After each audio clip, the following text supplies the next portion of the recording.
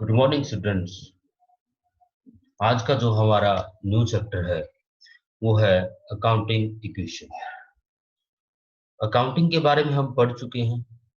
Equation mean कि जिसमें दो साइड हो, लेफ्ट हैंड साइड और right hand side. Left hand side की जितने भी वेरिएबल आइटम्स हैं और उनमें यदि कोई चेंज होता है और उतना ही चेंज यदि राइट हैंड साइड की आइटम में कर दिया जाए तो लेफ्ट हैंड साइड और राइट हैंड साइड दोनों इक्वल होते हैं। इक्वेशन हम 10th क्लास में भी हमने पढ़ा था। For an example, if we are talking about x plus y is equal to 5, then x is equal to 5 minus y. If we are adding 2 on both sides, then the equation will be equal.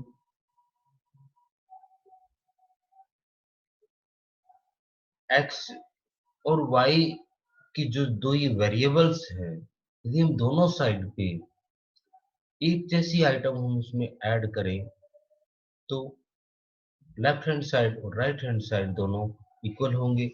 ऐसा accounting equation में भी है कि assets जो होती है वो capital plus liabilities के इक्वल। सारा चैप्टर इसी पॉइंट पे घूमना है। Assets is equal to capital plus liabilities, जहां से शुरू हुए हैं वहीं पे चैप्टर खत्म हो जाएगा। Assets is equal to capital plus liabilities. Capital का जो सेकंड नेम है वो इक्विटी भी है। इक्विटी मीन ओनर्स इक्विटी और लायबिलिटीज। अब हम इनके बारे में पढ़ते हैं एक एक के बारे में। The accounting equation should remain balanced at all times because of the double entry accounting or the bookkeeping.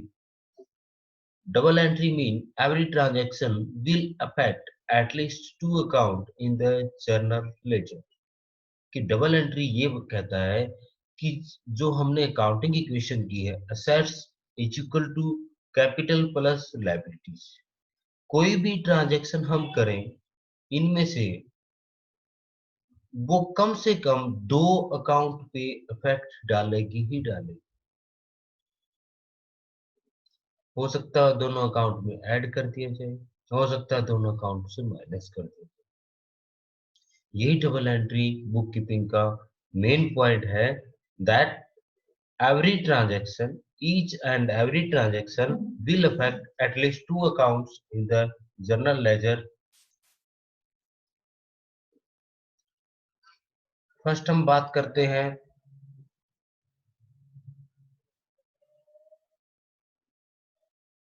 कि जो एसेट्स क्या होती है और इक्विटी क्या है और लायबिलिटीज क्या है।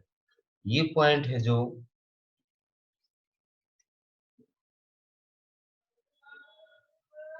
एसेट्स, लायबिलिटीज और ओनर इक्विटी। फर्स्ट है assets. Assets mean what ever lying in the business. जो कुछ भी बिजनेस में पड़ा है वो एसेट्स कहलाएगी। चाहे वो कैश है, मशीनरी है, स्टॉक है, कुछ भी है, वो सारी की सारी क्या कहलाएगी, एसेट्स कहलाएंगी। ऑफिशियल डेफिनेशन के तौर पे यदि हम बात करें, इस resource that is controlled by the enterprise. Enterprise is mean organization as a result of past events and from which future economic benefits are expected to flow to the enterprise. Mean उन resources की ये बात कर रहा है जिनको control किया जा सकता है या जिनको कंट्रोल कर रहा है। कौन कंट्रोल कर रहा है? ऑर्गेनाइजेशन कंट्रोल कर रहा है।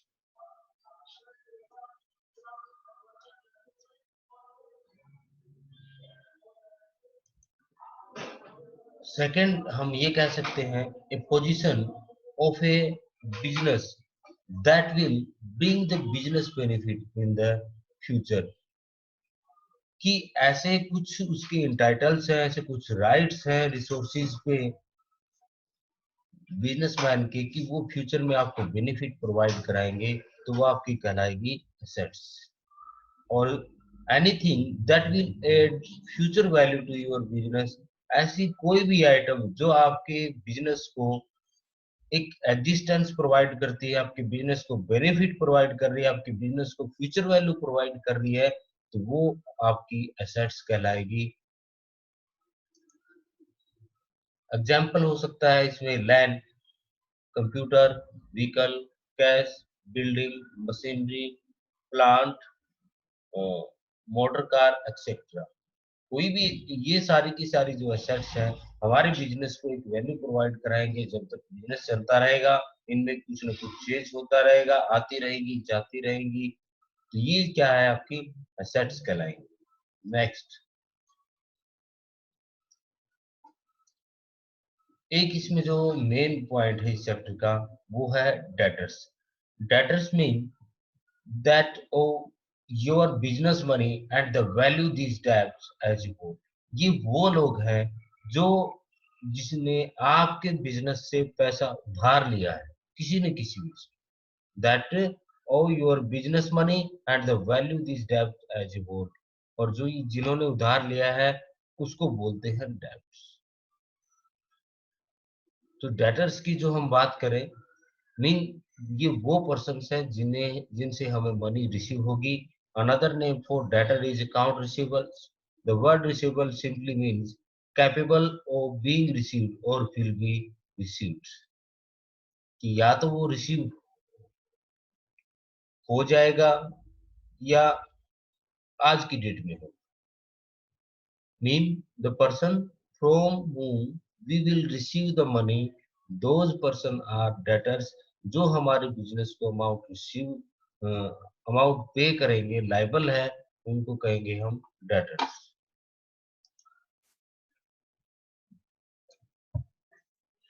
और एसेट्स को यदि हम ये सोचे कि एसेट्स कोई भी प्रॉपर्टी है वो हमारे बिजनेस की एसेट्स है या नहीं है, उसके लिए आपको ये 3 पॉइंट्स आपको देखने होंगे।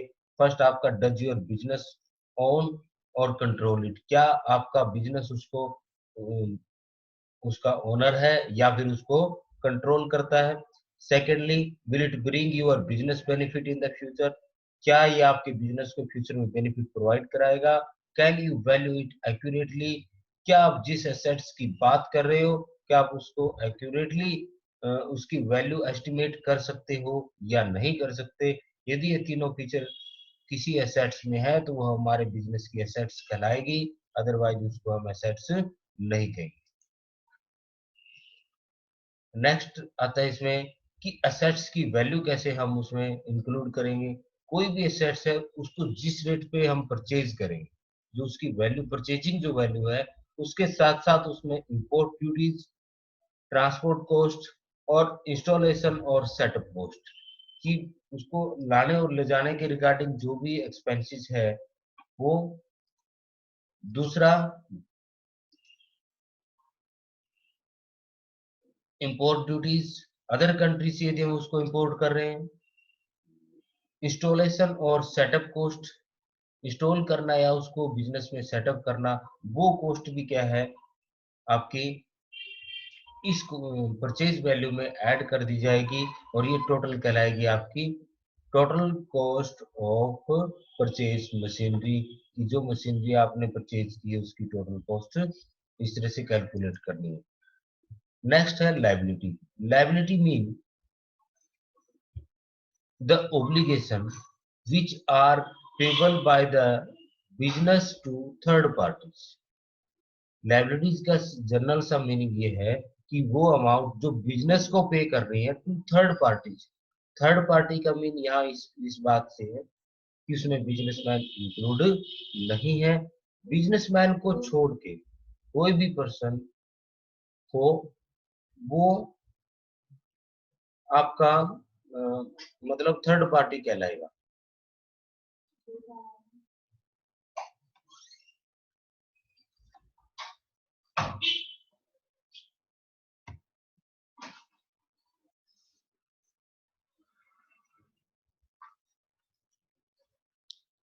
A liability is simply डेब्ट, मतलब जो लायबिलिटी है वो क्या कहलाएगा, डेब्ट कहलाएगा। और हम ये भी कह सकते हैं liability is an obligation arising from A past business event, it is reported on A company balance sheet. कि पास्ट में जो हमने ट्रांजैक्शंस की, जो हमारी एक्टिविटीज थी, वहां से लायबिलिटी जनरेट होती है। बिजनेस को पे करनी है, किसको पे करनी है, थर्ड पार्टी इसको पे करेंगे, बिजनेसमैन को नहीं। बिजनेसमैन को छोड़ के बिजनेस जिस किसी को भी पे करेगा वो उसकी लायबिलिटीज कहलाएगी। और असेट्स किसके इक्वल होगी, assets is equal to liabilities plus stockholder equity या ओनर इक्विटी, या इसको कैपिटल भी बोला जा सकता है। मतलब कैपिटल के कई नेम है, स्टॉक होल्डर इक्विटी और ओनर इक्विटी। और लाइबिलिटीज का आपको सिर्फ इतना ही ध्यान रखना है कि वो बिजनेसमैन को छोड़ के बाकी किसी को भी पे की जाए उसको कहेंगे हम लाइबिलिटी। नेक्स्ट आपका मोस्ट कॉमन लाइबिलिटी है जो, वो है एक तो लोन। लोन हो सकता है शॉर्ट टर्म लोन भी हो सकता है। शॉर्ट टर्म लोन का मतलब वो 1 साल के लिए है, और लॉन्ग टर्म लोन का मतलब मोर देन 1 ईयर। 1 ईयर से ज्यादा जो लोन है वो आपका रहेगा लॉन्ग टर्म का लोन। सेकंड जो आपकी लायबिलिटी है इसमें मोस्ट कॉमन लायबिलिटी, वो है creditor. Creditor are those person to whom the business will pay. Creditor वो लोग हैं जिनको बिजनेस पे करेगा, इसको पेबल भी बोलते हैं। और इसमें सप्लायर भी इंक्लूड किए जाते हैं। Who you owe for products, ये वो लोग हैं जिनसे आपने प्रोडक्ट परचेज किया था ऑन क्रेडिट।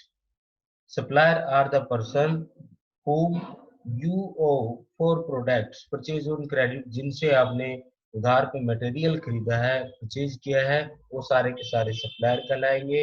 इनको हमें फ्यूचर में या एट प्रेजेंट में पे करना पड़ सकता है, तो ये सारी की सारी आपकी कहलाएगी लायबिलिटीज। नेक्स्ट है ओनर्स इक्विटी। ओनर्स इक्विटी का मीन मैं आपको पहले ही बता चुका हूँ, कैपिटल से है। इसको स्टॉक होल्डर इक्विटी बोलते हैं, शेयर होल्डर इक्विटी भी बोलते हैं। ओनर्स इक्विटी का मीन क्या है, the residual interest in the assets of the enterprises after deducting all its liabilities. कि जो हमारी काउंटिंग इक्वेशन थी, assets is equal to capital plus liabilities. आप लायबिलिटीज को लेफ्ट हैंड साइड ले आइए, उसको एसेट्स में से माइनस कर दीजिए, तो वो कहलाएगी आपकी कैपिटल और ओनर इक्विटी। मीन एसेट्स में से आउटसाइडर की जितनी भी पेमेंट है वो माइनस हमें करनी है, तो आपके पास बच जाएगा कैपिटल और ओनर इक्विटी।